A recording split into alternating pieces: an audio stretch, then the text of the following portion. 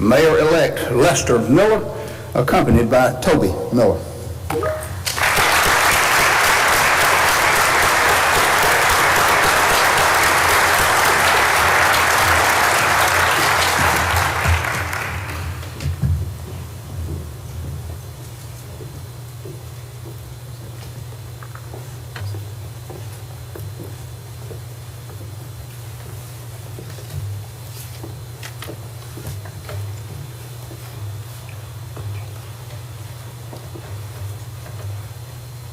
What a privilege. I, Lester Miller, I, Lester Miller, do solemnly swear or affirm do solemnly swear or affirm that I will well and truly that I will well and truly and faithfully perform the duties of mayor of Macon-Bibb County of Macon-Bibb County to the best of my ability. to the best of my ability. I do further solemnly swear I do further solemnly swear that I am not the holder that I am not the holder of any unaccounted for public money due due the state or or any political subdivision or any political subdivision or authority thereof. or authority thereof, That I am not the holder that I am not the holder of any office of trust of any office of trust under the government of the United States under the government of the United States or any state or any state or any foreign state or any foreign state which I am prohibited from holding which I am prohibited from holding by the laws of the state of Georgia, by the laws of the state of Georgia, and that I am otherwise and that I am otherwise qualified to hold said office qualified to hold said office according to the Constitution of the United States according to the Constitution of the United States and laws of Georgia, and the laws of Georgia, and that I will support the constitutions of the United States and I will support the Constitution of the United States and of this state, and of this state, so help me God. so help me God. And in the loyalty oath. I, Lester Miller, I, Lester Miller, a citizen of Macon-Bibb County, Georgia, a citizen of Macon-Bibb County, Georgia, and being an employee as the mayor and being the employee as the mayor of Macon-Bibb County of Macon-Bibb County, and the recipient of public funds and the recipient of public funds for services rendered for services rendered as such employee, do hereby solemnly swear and affirm hereby solemnly swear and affirm that I will support the Constitution of the United States that I will support the Constitution of the United States and the Constitution of Georgia, and the Constitution of the great state of Georgia, so help me God. so help me God. Congratulations, Mr. Mayor.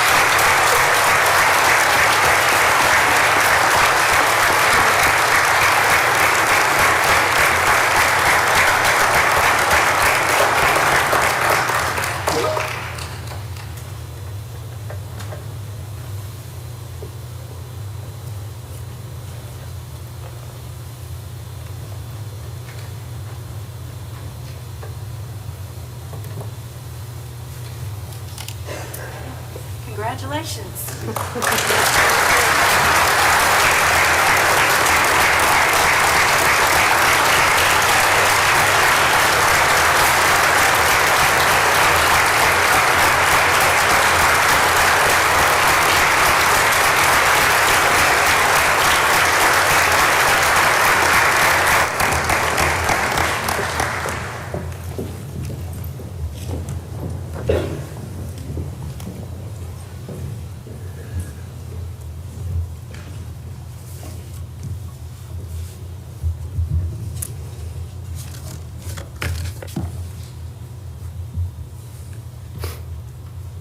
Mayor Rickett, Mayor Pro Tem Tillman, commissioners, distinguished guests, and fellow Maconites. It is the honor of my life to stand before you today as the new mayor, and especially to have the opportunity and charge to serve my hometown. Whether you are joining us today virtually or in person, I am grateful that you have chosen to be here with us. It is a testament to the goodness of our community that a young boy who helped his mama roll the chains from her tips so we could pay our bills, now has the opportunity to serve as its mayor.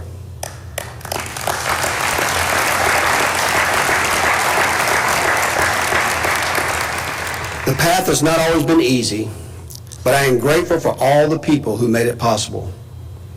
Through my service, it is my goal to give back to the community that has given me so much. As we begin today, I do want to take a moment to thank my family, especially my wife and First Lady of Macon.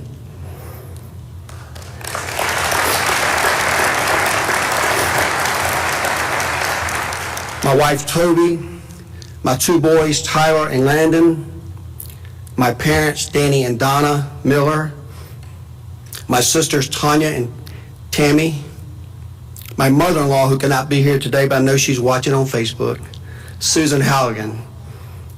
Without you standing by my side and always supporting me with your encouragement, prayers throughout the entire journey, I would not be standing here today. I also wish to thank the many volunteers who carried our message of hope and unity throughout Macon-Bibb County the last 2 years. It's because of you we have built a coalition as diverse and strong as our community. A coalition that propelled us to victory on Election Day and will take us through the door to a better future for all of Macon-Bibb County. Now, I look forward to serving every person in our community, but both those who supported our campaign and those who did not. I am confident that together we will move our community forward. Today we must acknowledge our community is resilient, but hurting. 2020 has brought both unprecedented challenges and unlimited opportunities. As a global pandemic impacts the lives and livelihoods of every person in Macon-Bibb County, from our families to our friends to our colleagues, we continue to come together to take care of one another. We meet the challenge, prepare for a safe, prosperous, and equitable future.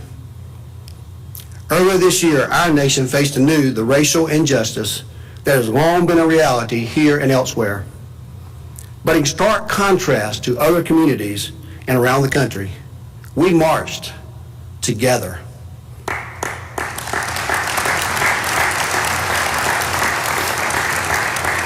We marched without violence and with one voice and called for change, demonstrating again that as we continue to work toward a more just and equitable community, our diversity is our strength. I am not all surprised. Caring for one another is the hallmark of our community, and is why I'm confident that our best days are ahead of us and not behind us.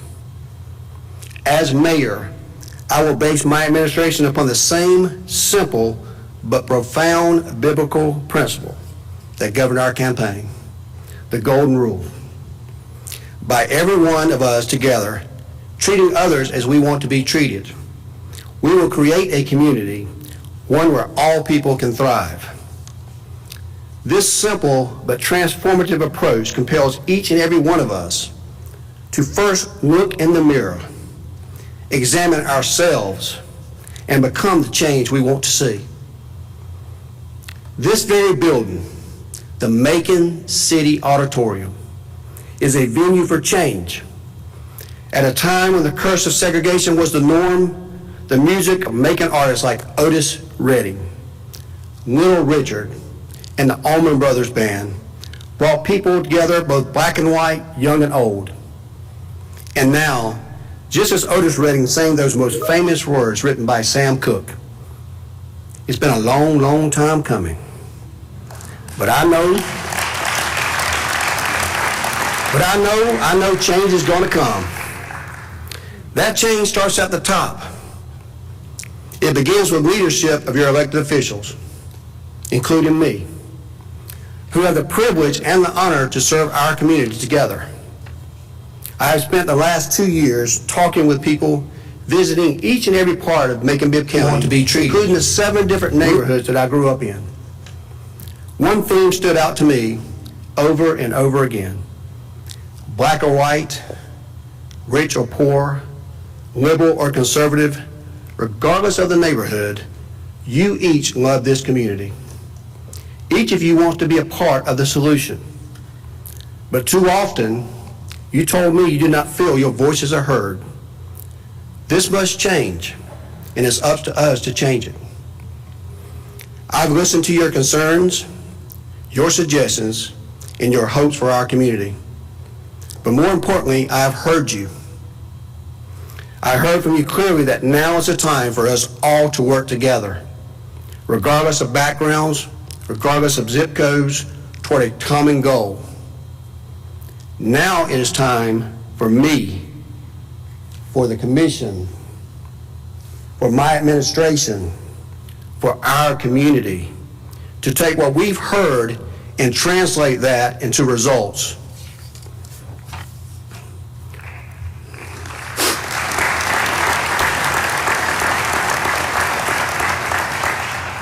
Once elected, I kept talking with you, but we began taking next steps to creating a plan of action to set us on the path toward realizing those results. I want to thank my transition team for their diligent work in seeking additional feedback, studying proven strategies, identifying partners and resources, and helping me engage in the entire community in developing this plan. Because of that work, we will not be hitting the ground running on day one. We have been given a head start and we are already running. At this time, I would like members of my transition team that are present to please stand and be recognized.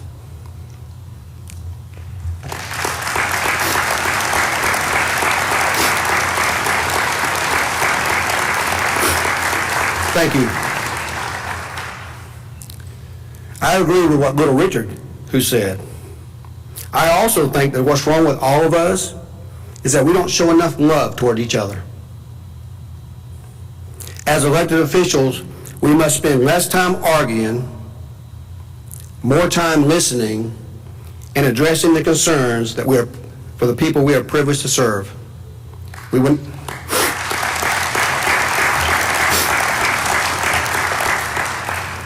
not always agree. In fact, healthy debate is a good thing. We must begin by listening to each other, finding common areas of agreement, and making progress wherever we can. It is my firm belief that we share a common interest in making this community a better, safer place to live, work, and raise a family. As the first new mayor in 13 years, I stand ready to work with each and every one of you to make that happen. To meet this challenge, we must first and foremost address our public safety crisis.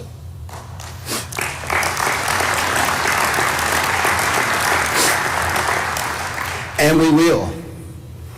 By working in partnership with law enforcement, other community agencies, and the public, we will make our community safer for everyone.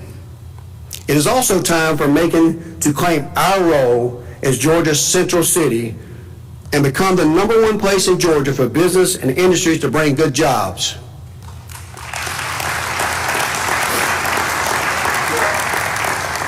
To that end, we will partner with our school system, our college, our universities to connect the students of today to the jobs of the tomorrow and create a skilled, ready workforce. Together, we can create an environment where our recreation and tourism flourishes, making our community more vibrant while working vital support for our local economy. By investing in code enforcement, we will attack blight, prevent crime, and make our city beautiful and more welcoming. Yes, the future is bright, but even as we consider opportunities before us, we must acknowledge that our challenges and the challenges keeping others and families from realizing that future. Poverty continues to grip our community. Too many people are hungry, too many people are homeless, and too many people do not have the luxury of thinking about a future. They are simply doing all they can to pay rent, put food on the table, and keep the lights on. I know the struggles a family can face while trying simply to make ends meet.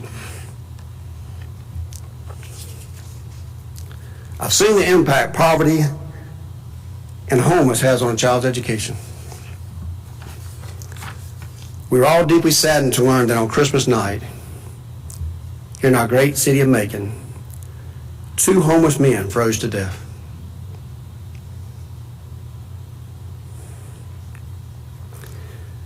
This is wholly unacceptable, especially in this community when caring for one another is a way of life.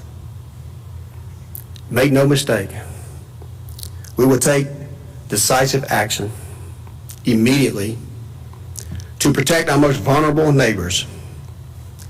We must do more to implement comprehensive, coordinated, and proven strategies to effectively combat poverty and homelessness.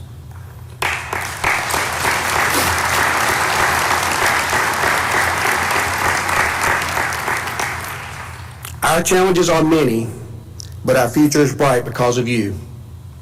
You as individuals, you as neighborhoods, you as departments, agencies, and organizations.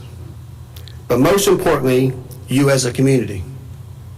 Today we gather in a grand building built to commemorate the 100th anniversary of the founding of our city. The mural that surrounds the stage depicts the rich history from Hernando de Soto in 1540 through the World War I encampment of Camp Wheeler. This is our past. Our future is left for us to write, and we are writing it now as we approach the 200th anniversary. There is no shortage of opportunity and no deficit of resources. Together, we can make sure that when future generations reflect on our time in history, they receive our resolve and our results and be inspired themselves to meet whatever challenges they may confront. So let us commit today to build upon our strength to create a stronger, safer, and more prosperous community where every person is respected and every child, regardless of their beginnings, can succeed. In closing, with just 2 days remaining in this year, 2020, I want to share Dwayne Allman's 1969 New Year's resolution, which today I adopt as my own.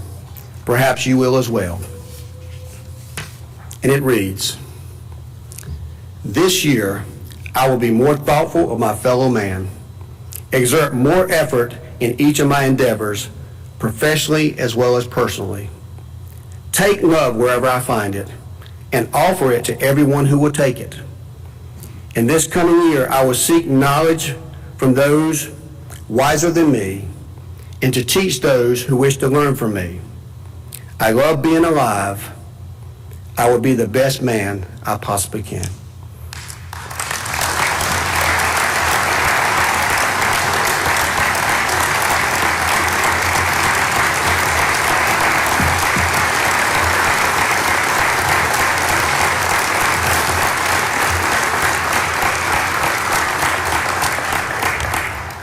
Thank you, and God bless.